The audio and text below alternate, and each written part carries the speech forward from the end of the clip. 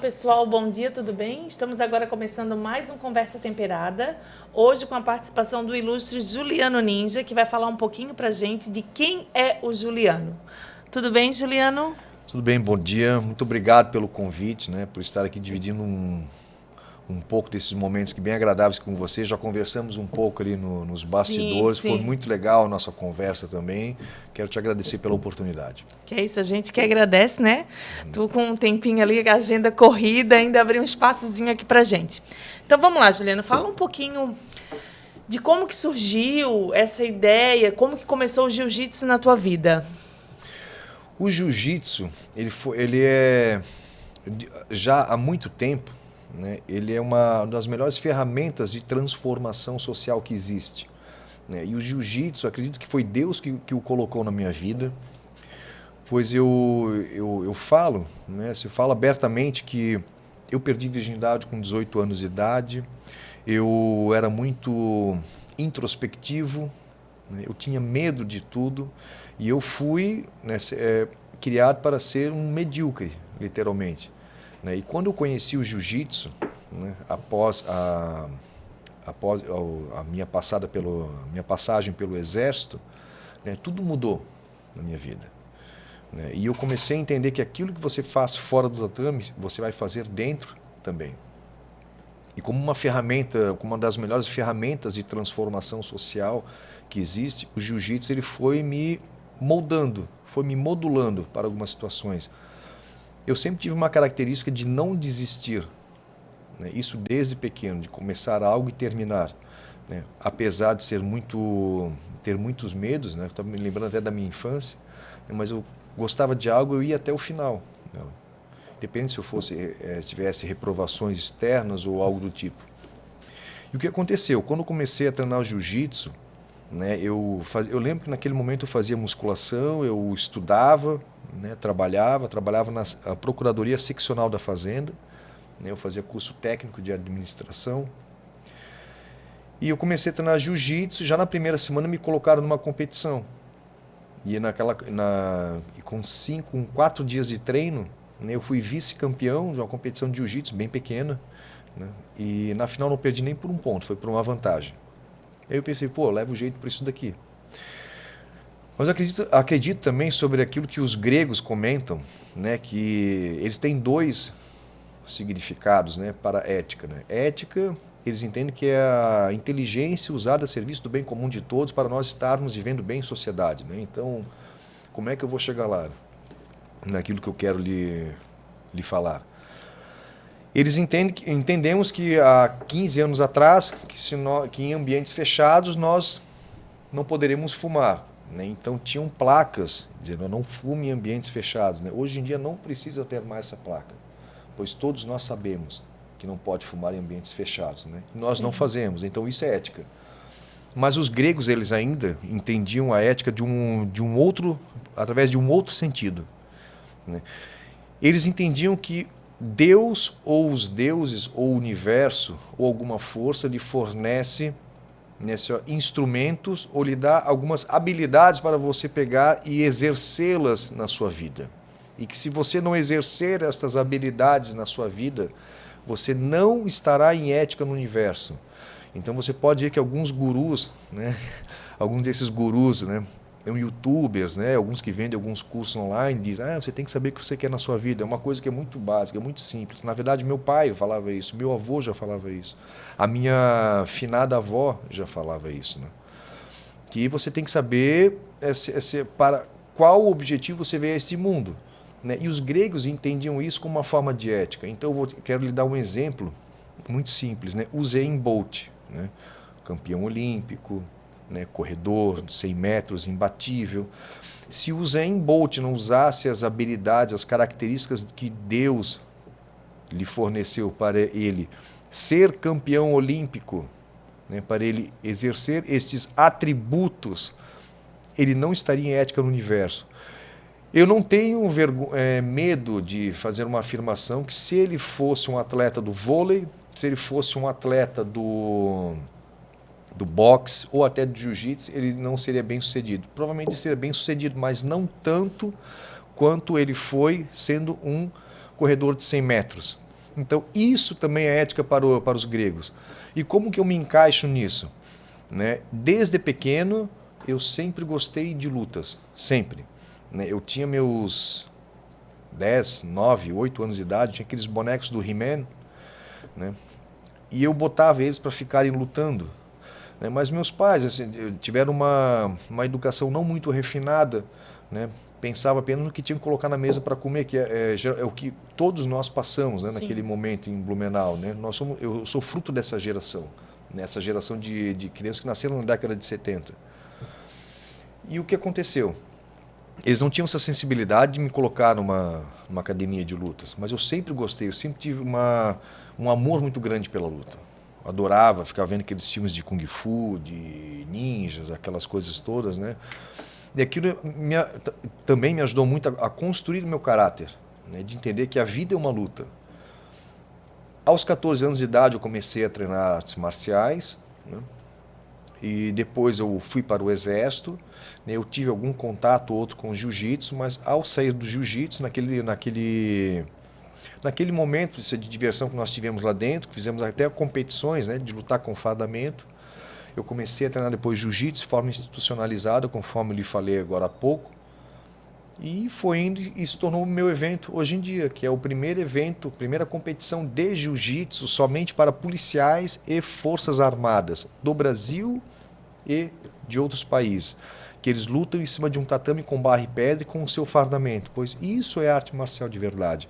E o que é arte?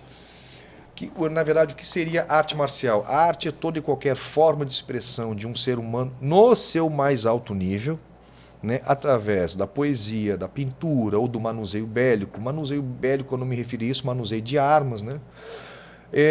De qualquer coisa do seu mais alto nível, né, sofisticado. Você vê alguém desenhando um carro, criando um projeto, mas ele faz aquilo com uma maestria tão grande, né, que isso é uma arte. Marcial vem do deus Marte, vem do deus da guerra. Então, a arte marcial é uma arte de guerra. Né? E quem são os responsáveis pelas artes de guerra? São os militares. Então, esse contato que eu tive com o exército, com o jiu-jitsu, com as artes marciais, então você perceba que o universo ele foi, na verdade, como cristão eu não falo universo, eu falo Sim. Deus. Né? Foi Deus conspirando para que eu chegasse onde estou hoje. Então, hoje você não pode falar de Juliano Ninja se você não citar jiu-jitsu, se você não citar lutas, combate. Eu entendo tudo na minha vida por um combate. Tudo. Desde o momento que eu acordo ao momento que eu vou dormir. Se eu estou numa negociação, eu entendo como um combate.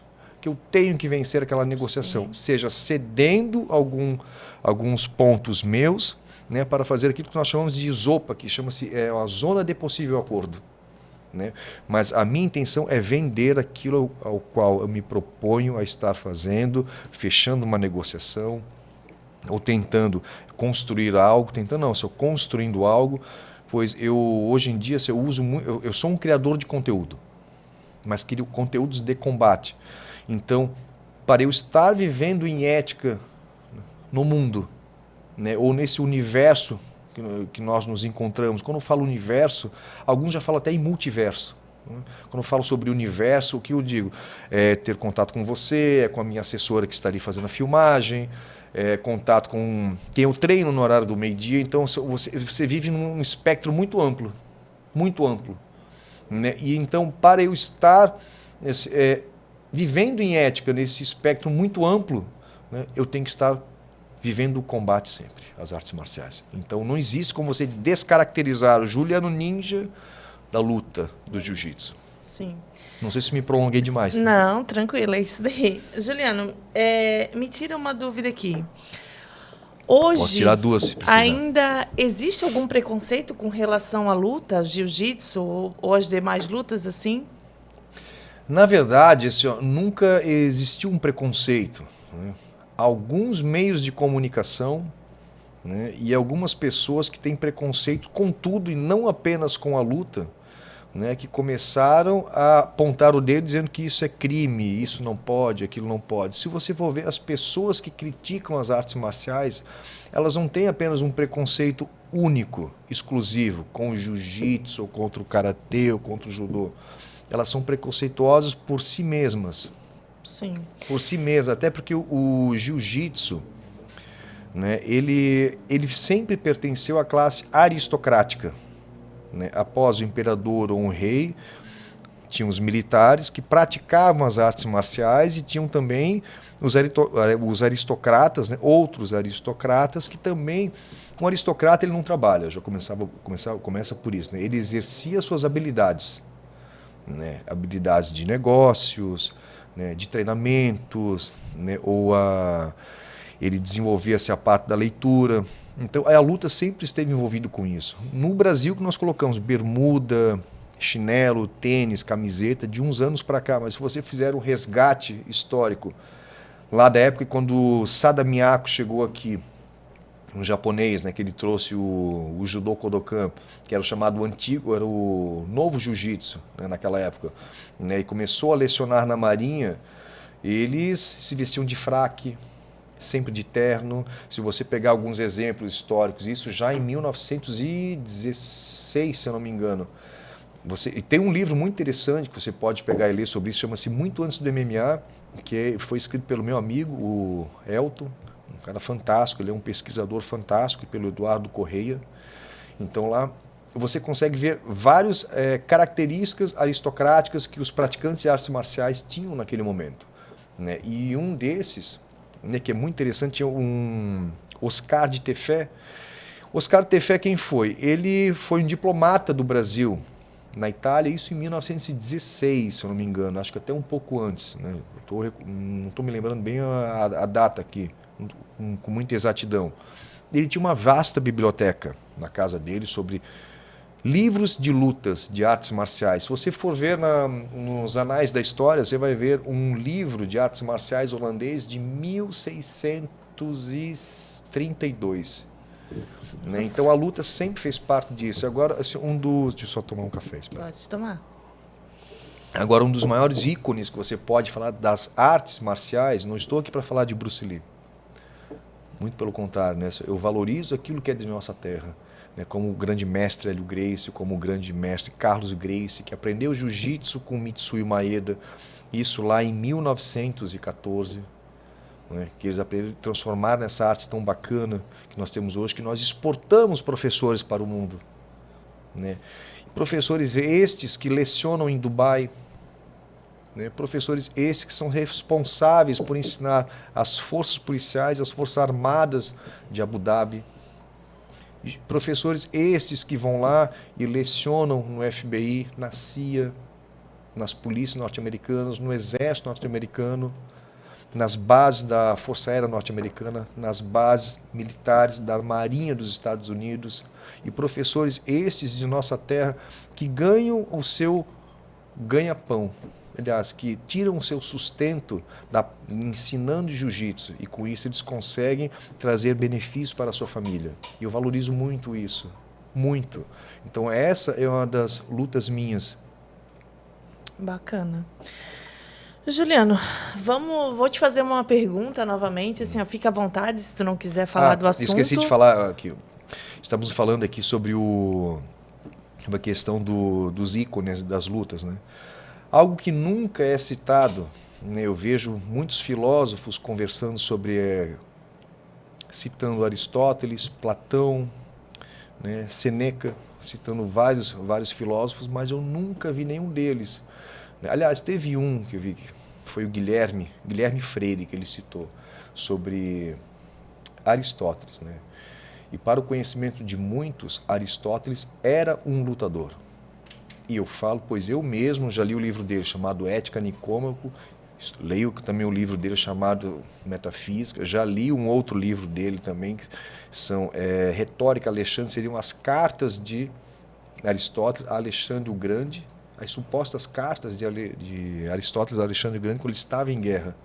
E tem um outro livro dele também, que eu leio também, que chama-se Retórica, que é a arte de poder falar bem em público, de Aristóteles. Né? E Aristóteles, ele cita, ele tem, eu contei por baixo, são 5 menções dentro do livro dele, Ética Nicômaco. Se eu não me engano, acho que esse livro ele é um compilado, na verdade, né? Ele fala sobre dieta. Ele fala, na verdade, sobre se alimentar Vou bem. começar a ler. Se alimentar bem. Então, mas na verdade, quando você fala sobre filosofia, é o amante da sabedoria. O amante da sabedoria é você obter o saber.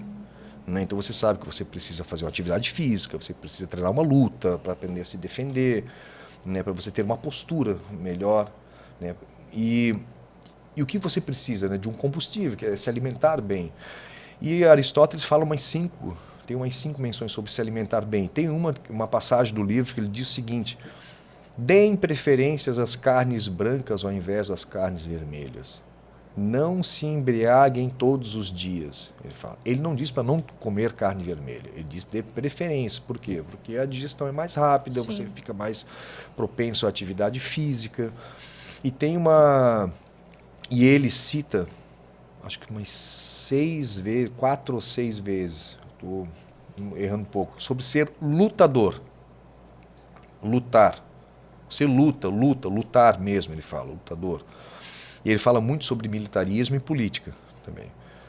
E o que acontece? Ali nessa parte sobre ser lutador, ele cita alguns trechos, né, sobre lutas, e pelos registros históricos entende-se que Aristóteles era um lutador. Fazia algo chamado de pancration, né? Pancratio, né? Que era parecido com o nosso MMA hoje em dia, que tinham lutas no chão, de jiu-jitsu também. E a pergunta que eu faço aqui é o seguinte: quem poderia falar sobre dieta, ou falar sobre lutas, da forma como ele aborda, né, com uma maestria muito grande, até pelo nome que ele carrega, por ser quem ele era, se não fosse um lutador? É verdade. Não existe isso, porque as pessoas entendem sobre um filósofo alguém magrinho, velho, né? Velho. Quando eu falo velho, é aquilo que não se utiliza para mais nada, né? Que tem uma diferença entre velho e antigo. Antigo é aquilo que existe há muito tempo e ainda tem uma finalidade. E você consegue ainda usar. E velho é aquilo que é obsoleto. Isso não tem nada a ver. Ele fazia uma crítica muito aberta, né, à homossexualidade também, que fica bem claro. Acho que eu respeito a opção de cada um. Claro. Mas ele se referia de um outro formato. Ele se referia num formato que o homem que não faz atividades físicas, ele dizia, tem as curvas de uma mulher e tem tendências a ser afeminado. Então, aquilo que eles dizem, os gregos eram todos bichas, né, faziam aqueles bacanais, não funcionava muito assim, não. Tem sempre uma parcela da sociedade, né, que esses identitários que fazem isso, né, mas não funcionava assim, não. Era mal visto pela sociedade. Ainda mais naquela época, né? Sim. Hoje ainda continua sendo mal visto, né? Hoje está bem complicado, né? Falar sobre isso. Então, vamos lá. Vou te perguntar, fica à vontade se não quiser responder, mas eu acho que tu vai responder porque tu já falou um pouquinho lá nas tuas redes sociais. A polêmica do político que falou mal ou diz que, entre aspas, o jiu-jitsu não presta para a sociedade. Sim. Fala um pouquinho pra gente. O que aconteceu? Acho que não presta para a sociedade esse político que falou isso. Né? Isso aí. Né? Mas se você for ver o histórico, geralmente a pessoa... Você vai ser alvo de críticas, quando aquela outra pessoa que está lhe criticando queria estar no seu lugar. Isso aí. Eu sempre falo isso, né? Geralmente, sempre quem fala, quem julga, é aquela pessoa invejosa que queria estar ali no teu lugar. Né? Porque ninguém se incomoda quando tu não tá bem. Ninguém chuta cachorro morto. Tu é problema para alguém quando tu tá bem, né? E às vezes não é também só inveja. Tá? Às vezes é uma forma de querer aparecer. De maneira negativa, é claro. Né? Sim. O que mais você quer saber dele? Não, só isso. Só isso? Tá bom? Não, mas eu posso falar. Não tem, mas não tem pode problema, falar, fica à vontade, tá? Não tem problemas gente... não, porque se o jiu-jitsu já é provado, né, se o próprio príncipe Tanum Bizaed, lá de Abu Dhabi, né, institucionalizou a prática do jiu-jitsu, né, para suas forças armadas e para todas as forças policiais. Hoje você precisa se graduar no jiu-jitsu brasileiro para você adquirir outros níveis dentro da instituição policial ou militar lá em Abu Dhabi e em alguns outros locais também. Então, quem é esse cidadão para poder querer tecer alguma crítica contra o jiu-jitsu? Ele pode falar realmente sobre algumas questões que envolvam a minha pessoa. Sim. mas não criticar aquilo que foi o meu ganha-pão e continua sendo ganha-pão, mas que fique bem claro, eu não dou aulas de jiu-jitsu, eu não tenho academias. Ou e aquilo que é o ganha-pão de muitas famílias hoje em dia ainda. Sim. Quem é ele? Tanto que hoje em dia ele está no ostracismo, né? Foi jogado de lado, né? Falou muita bobagem, mas esse cidadão, né, que falou essas palavras criminosas contra o jiu-jitsu, né? Ele, se você olhar o perfil dele, você vai ver, né? Gordo. Eu comecei a acompanhar ali depois que eu vi o vídeo. Né? É alguém mau caráter, né? Que gosta de pegar qualquer tipo de palco e aparecer, mas o pior de tudo é alguém que promove corridas de chope. Esse é o tipo de perfil de pessoa que vai criticar a prática de um esporte que faz com que você adquira uma vida mais saudável. Pra gente entender, Juliano, o combate tático desarmado, ele não é uma academia. Não é uma academia. Não é uma academia. Não. Esses treinamentos você dá aqui, em Santa Catarina? Não, eu não ministro treinamentos de combate tático desarmado. Né? Eu pesquiso um pouco sobre história relacionada à luta. Sim. Né? Não que eu não me interessem pela história do Brasil, eu acho muito bacana, eu leio bastante, eu leio 7 livros todos os dias. Todos os dias. A pessoa pensa, meu Deus, esse cara custa ler um. Os caras pensam assim, meu Deus, que esse cara passa o dia inteiro. Não, eu só otimizo a leitura, é diferente. Então, o que acontece? O combate tático desarmado é uma competição de jiu-jitsu somente para policiais e forças armadas do Brasil e de fora do Brasil. Mas isso é anual? Como que é a programação? Esse ano nós vamos realizar 2 competições. Esse ano. Uma aqui em Balneário Camboriú. Teve uma aqui na praia do Balneário Camboriú? Sim, nós tivemos um êxito, né, um logro de êxito muito bacana através do apoio da Prefeitura de Balneário Camboriú pela pessoa do prefeito Fabrício. Tá de parabéns, né, por incentivar também o esporte. Sim, o prefeito Fabrício ele tem uma sensibilidade muito grande em relação ao esporte, né, em especial o jiu-jitsu, pois o prefeito Fabrício, eu não estou fazendo campanha política para ninguém, que fique bem claro, né? Mas eu também não posso deixar de falar bem de alguém que se tornou um amigo do jiu-jitsu. Né? Pois o prefeito Fabrício, ele teve essa sensibilidade de entender que o jiu-jitsu ele conecta pessoas, que o jiu-jitsu ele transforma vidas, que o jiu-jitsu é a melhor ferramenta de transformação social que existe e que a prática do jiu-jitsu faz com que as crianças saiam do sedentarismo, saiam daquela busca por drogas e que as crianças consigam se aproximar, o jovem de uma maneira geral consiga se aproximar e inclusive os adultos, né? Até pessoas da terceira idade praticando jiu-jitsu. Então, já diz um ditado bem antigo que cabeça vazia, oficina do diabo. Verdade. Né? Então, nós temos que nos ocupar fisicamente para a nossa mente estar assim, ó, tranquila, apaziguada. E o prefeito Fabrício ele teve essa sensibilidade. E quando ele viu o meu evento a primeira vez, pois eu comecei muito pequeno, dentro de um ginásio, né? Eu sempre fui muito comedido nos meus pedidos. Continuo sendo até hoje. Eu comecei dentro de um ginásio muito pequeno, mas já com uma estrutura legal, né? Fazendo com transmissão ao vivo, claro, tudo referente ao tamanho do passo que eu poderia dar naquele momento. Sim. Então eu fiz um evento dentro de um ginásio, na segunda edição fizemos dentro de um stand de tiro, né? Dentro de um galpão muito grande, muito bonito também, com transmissão ao vivo. Ali nós já atingimos outros países. Olha só. Né? Fizemos já também com transmissão ao vivo pelo pay-per-view. Na terceira edição já fizemos dentro do centro de eventos, né? Com muito custo. Até tem as pessoas pensam, o cara fez no centro de eventos, a prefeitura apoiou. Né? Então as pessoas acham que de repente surgiu isso do nada. Não, para fazer meu evento, eu recebi muitos nãos, eu recebi muitas portas vi muitas portas sendo fechadas, né, na minha frente. Eu vi muitas pessoas que eu pensei que poderiam me apoiar, viraram as costas para mim. Né? Mas eu não carrego mágoa nenhuma, que fique bem claro. Né? Cada um faz aquilo que tem vontade. De si, né? Mas o que eu mais estranho naquele momento que eram pessoas que eu pensei que fossem ser amigas do jiu-jitsu e do esporte, é que viraram a cara para mim. Inclusive pessoas do próprio jiu-jitsu. Olha só. Porque aquilo que eu falo para Juliette, né, para minha esposa, prego que se destaca, ele leva martelada. né? E tenho ainda, eu como cristão praticante, né, o prego espiritual que se destaca e leva a martelada do diabo. Mas eu sempre estive disposto, eu nunca me acovardei, eu sempre falei, né? O diabo ele pode vir e dar a porrada que ele quiser, que eu não vou desistir. Né? E a minha intenção é fazer ele ficar no chão igual um verme. E ele fez. Um dia eu te falo pessoalmente sobre 2 experiências metafísicas, né, que eu tive naquele momento. Juliano, vou aproveitar que tu falou aqui da Juliette, minha amiga, quero mandar um beijo para ela, um beijão grande.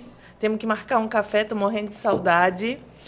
E vamos aproveitar para falar um pouquinho da pequena, né? Vocês têm uma menina A Constância? linda, Constância. Maravilhosa. Assisti uns videozinhos dela lá também. Ah, é? Ela tá lutando também? Luta. Olha só.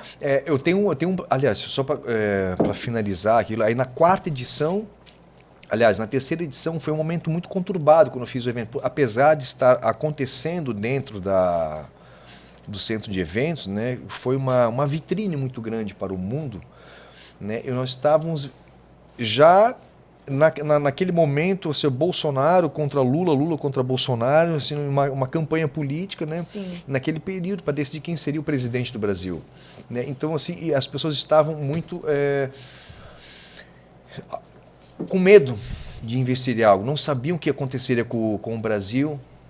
Né? E Claro. foi muito difícil ter feito aquele evento. Tá? Foi com custo muito reduzido, consegui entregar um produto de qualidade. Nenhum dos meus eventos eu fiquei no negativo.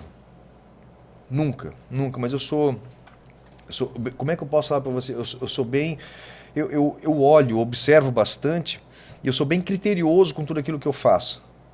Né? Então eu espero recursos, chego primeiro, faço negociações, vamos investir nisso, mas o dinheiro que seria meu lucro, que seria uma parte muito boa, eu reinvisto novamente no evento.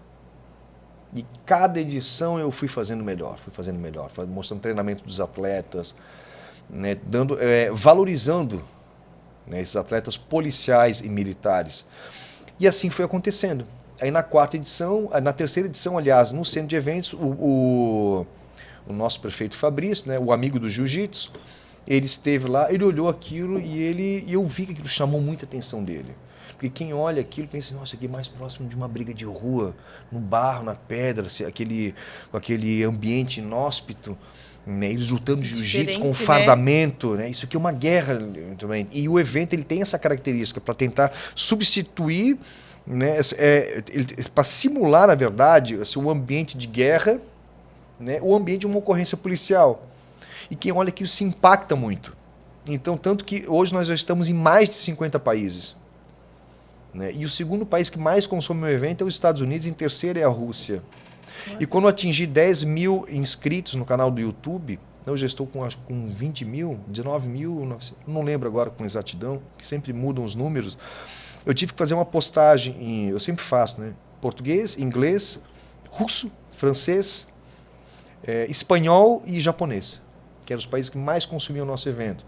E o prefeito Fabrício foi lá, ele olhou com carinho e disse assim, cara, nós temos que fazer isso aqui vamos fazer isso aqui acontecer de uma maneira maior ainda. Ele falou que merece, o jiu-jitsu merece algo melhor. Apresentei o projeto para ele, né, levei a arquiteta, né, foi um projeto muito bem desenhado. Ele disse, cara, nós precisamos fazer isso aqui na praia, ele falou. Porque nós temos que jogar isso aqui para o mundo. Ele teve essa sensibilidade, ele teve esse entendimento. E fizemos na praia, logramos um êxito muito bom. Na transmissão ao vivo do nosso evento, nós tivemos mais de 14 mil pessoas simultaneamente assistindo o evento, né, pelo YouTube. Era em comemoração de 2 anos do nosso evento. Então nós fizemos sem pay-per-view, fizemos gratuito a distribuição do evento, né, via YouTube para o nosso público. E nós tivemos, pelo monitoramento de câmeras da prefeitura, de 3.500 a 4.000 pessoas, para prestigiar exatamente 3 horas, 59 minutos e 21 segundos do evento. Que na última edição, na penúltima edição, meu evento ele durou 7 horas e 20 minutos, eu disse para o rapaz que organiza. Sabe, nós precisamos fazer ele em 4 horas e 15. Ele bateu 3 horas, 59 minutos e 21 segundos, o Felipe Pamplona. Né, que ele é o responsável por organizar o evento. Uma pessoa capaz, capacitada demais, muito capaz, assim, um grande profissional. Eu tenho um grande elenco de pessoas que trabalham junto comigo. Eu sou o criador da ideia. Né? Mas eu quero dar os parabéns aqui para o Norman, né, que faz a parte de filmagens, os vídeos, né, esses reels, esses materiais por sinal. são materiais lindos, né? A Fernanda Viale, arquiteta do evento, a Nani Mayans, que é a nossa fotógrafa oficial. Eu não permito nenhum outro fotógrafo ir ao evento, ela tem exclusividade comigo, né? E também quem mais é o outro? E o Felipe Pamplona, que organiza o evento. São pessoas fantásticas ali. No dia do evento nós temos 27 pessoas trabalhando no evento. É uma equipe, né? É uma equipe grande, assim, e é muito legal assim, estar presente, participando de tudo isso. Eu viro madrugada, se tiver que carregar barro, vou lá, carrego barro, vou com o carrinho de mão, vou lá. Eu gosto de estar fazendo isso, porque está tudo voltado para o combate. Dos bastidores até o ao vivo. Até o ao vivo. Então, Juliano, como que é ser esse cara, assim, que quem vê, né? Tipo, como é que eu posso te falar? Cara de mal, né? Cara de lutador. Ser pai de uma menina, da Constância. Como que foi?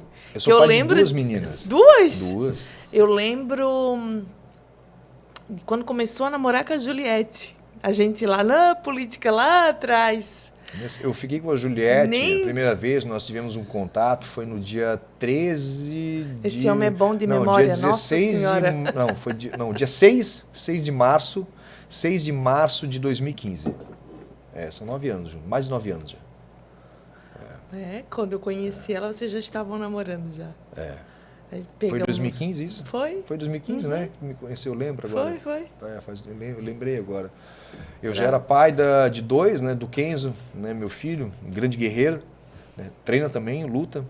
E da Ana Francisca, a Chica, minha filha também luta, é fantástica. Tu é natural de Blumenau? Sim. Blumenau? A Juliette fala que eu sou muito blumenauense, ela fala. A Juliette fala que eu sou blumenauense. E ser pai da Constanza...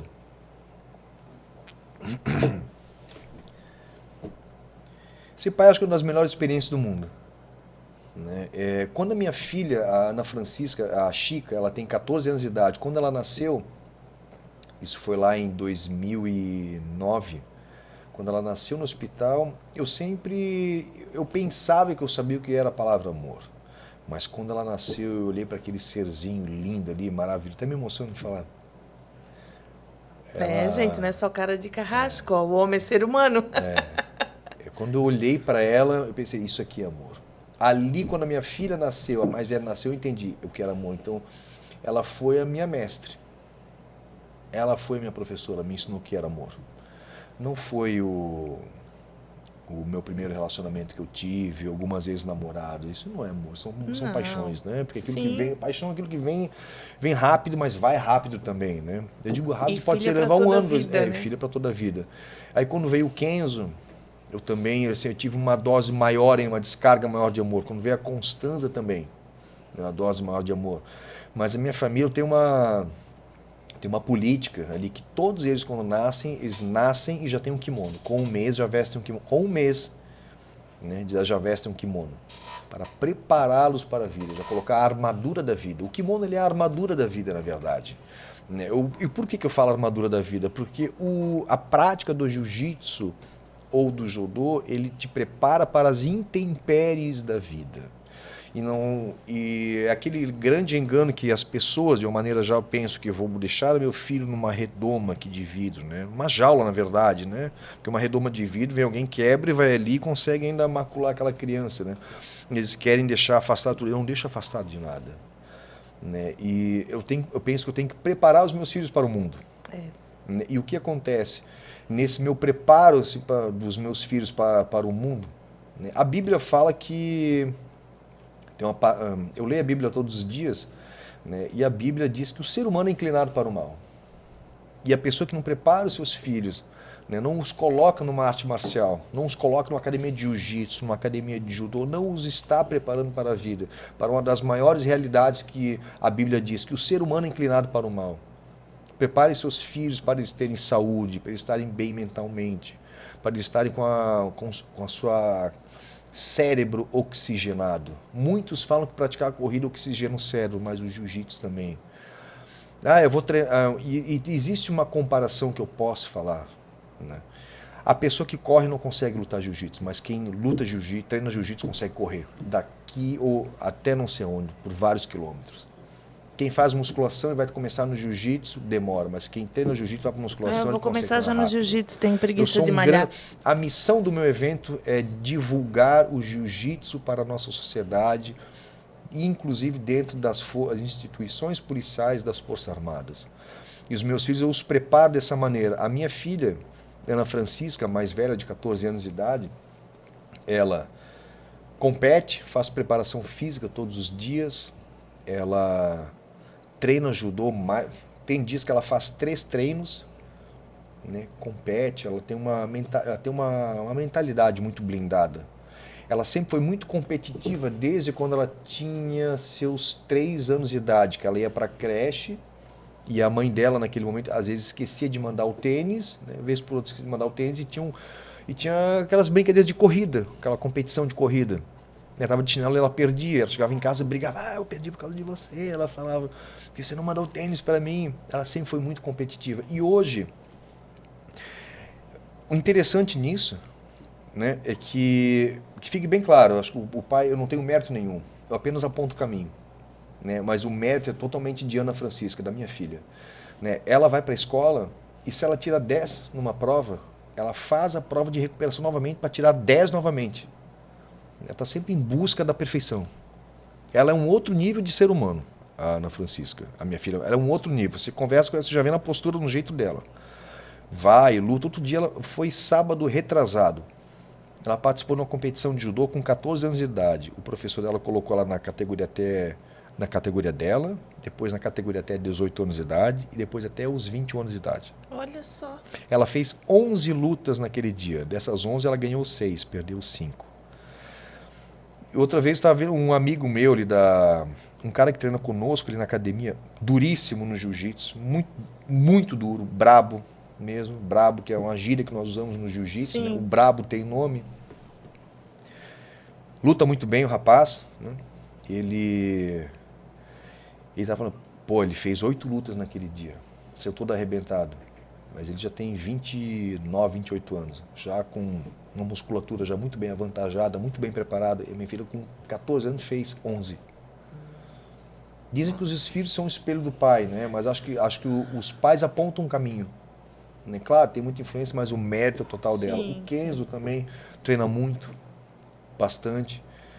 Está no momento agora que ele está um pouco mais de brincadeiras, mas vai para a academia também. E a Constanza é incrível, pois ela chega na academia, eu quero lutar, quero lutar. E quando aconteceu da Juliette, né, não mandar a faixa dela, né, acontece, é normal, você esqueceu. Né?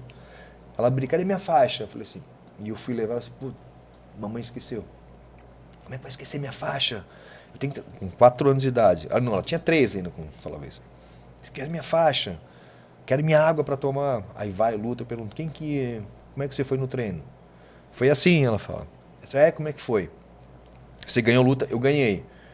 Quem venceu? Eu venci, ela fala. Aí termina o treino, depois começa o treino dos adultos, ela fica olhando para o treino dos adultos e diz, eu quero lutar com eles também.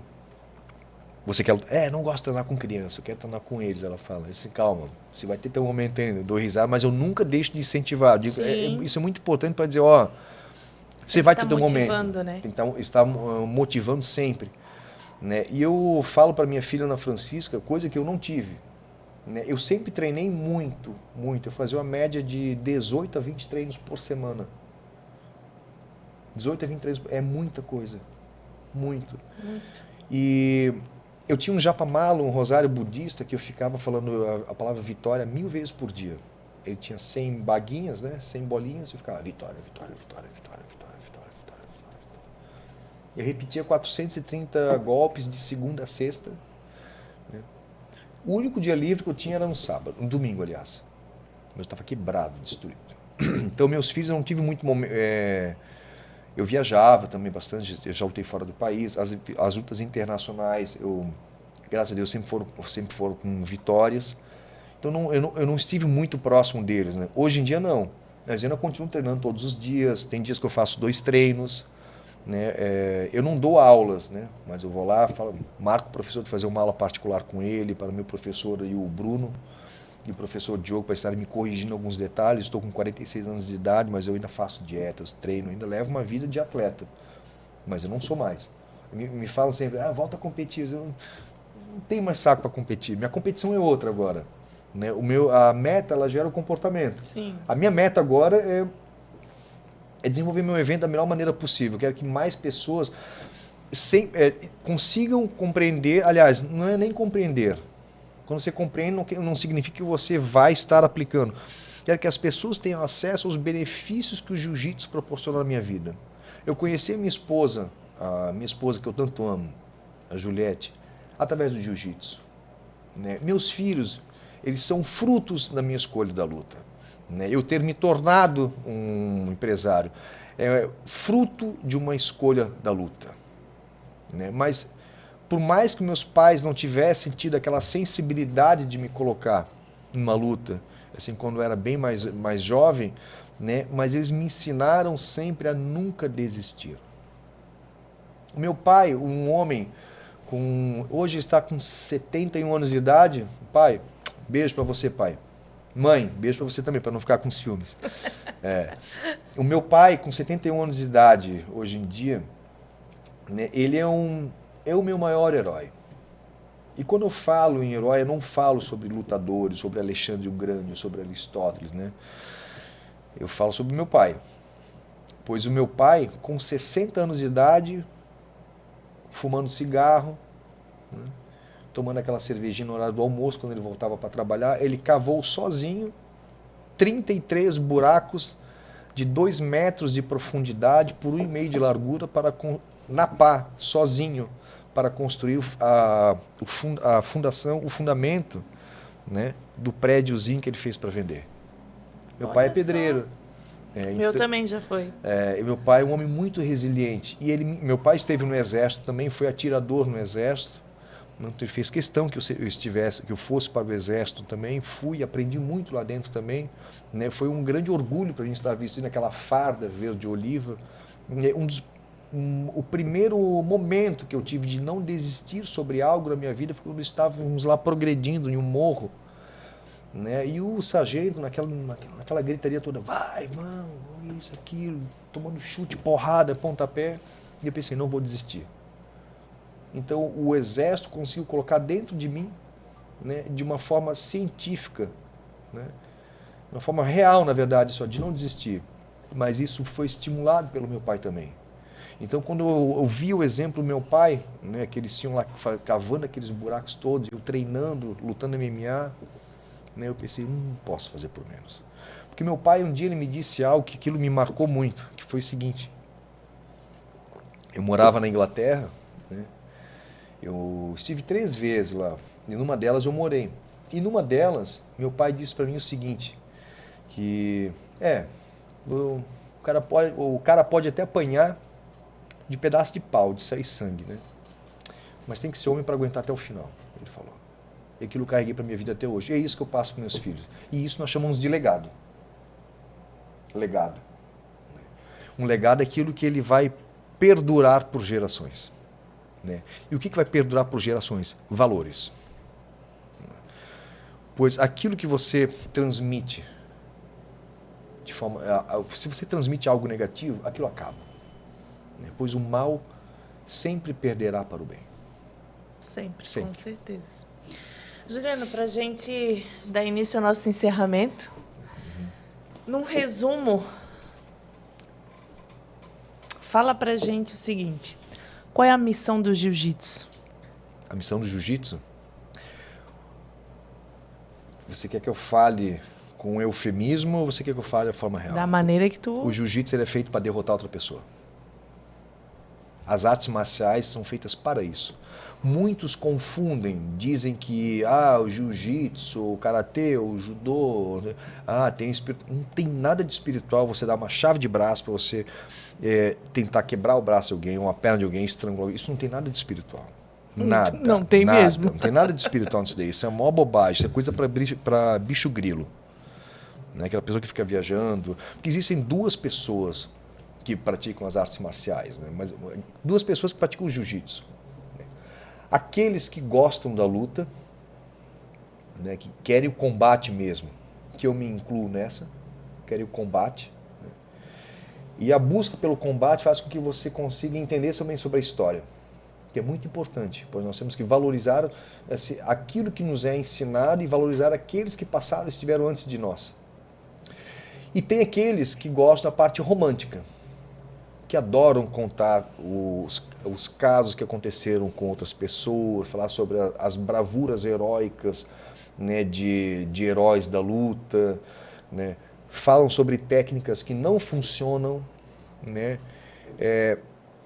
se colocam à disposição, né, e promovem ainda assim em redes sociais assim, técnicas de defesa pessoal que eles nunca conseguiram defender ninguém com isso, porque eles vivem no mundo da imaginação. Então tem duas pessoas no jiu-jitsu, aqueles que gostam da luta, que entendem a luta, né, e aqueles que gostam da parte romântica. Aqueles que gostam da parte romântica. Mas isso também não é exclusividade do jiu-jitsu. Né? Você vai ver muitos entendedores, né, muitos especialistas de sofá. Isso acontece, esse fenômeno acontece no jiu-jitsu e em vários outros segmentos também. Então o jiu-jitsu era feito para derrotar outra pessoa, né? Mas eu faço uma ressalva muito grande a ressalva que eu faço aqui. Eu havia dito lá no começo de nossa conversa aqui, que foi muito agradável por sinal, que aquilo que nós fazemos fora do tatame, nós vamos fazer dentro. Verdade. Mas aquilo que você faz dentro do tatame e que você faz por buscar a excelência ali dentro, você consegue usar como ferramentas para o seu desenvolvimento pessoal, profissional e quem sabe até espiritual na sua vida aqui fora. Então, o jiu-jitsu não tem nada de espiritual. A arte marcial em si ela é feita para derrotar outra pessoa. Por isso que existem as competições. Também é uma maneira de promover o esporte, que é muito benéfica, né? E não tem mal nenhum em você estar lá treinando para derrotar outra pessoa. Porque a nossa vida é assim. Quando você nasce, tem quantos espermatozoides brigando para tentar fecundar. Quando você bota uma criança numa creche com 1 ano e meio de idade, o que acontece ali? E já começa a disputa, mordendo, brigando, puxando o cabelo. A vida é um combate. Mas treinar essas artes, treinar o jiu-jitsu, né, ele te prepara para você poder absorver esses conflitos que podem chegar até você. Fisicamente e mentalmente também. Então a luta é isso. Mas o resultado, né, o extrato da prática do jiu-jitsu, ele te fornece as melhores ferramentas possíveis para você conseguir se tornar um ser humano melhor. Inclusive no mundo dos negócios, pois temos muitos executivos de Wall Street que aderiram à prática do jiu-jitsu. E eu não estou falando de agora.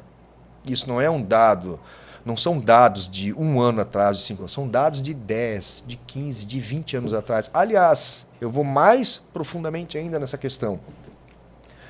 Se você for ver lá na academia do grande mestre Hélio Gracie, no Rio de Janeiro, isso na década de 50, final da década de 40, ele já trabalhava só com formato de aulas particulares de jiu-jitsu para os ministros do ex-presidente, do presidente daquele momento, Getúlio Vargas, né? O ex-presidente dos Estados Unidos, esqueci o nome dele agora, isso em 1898, ele teve aulas particulares de jiu-jitsu também.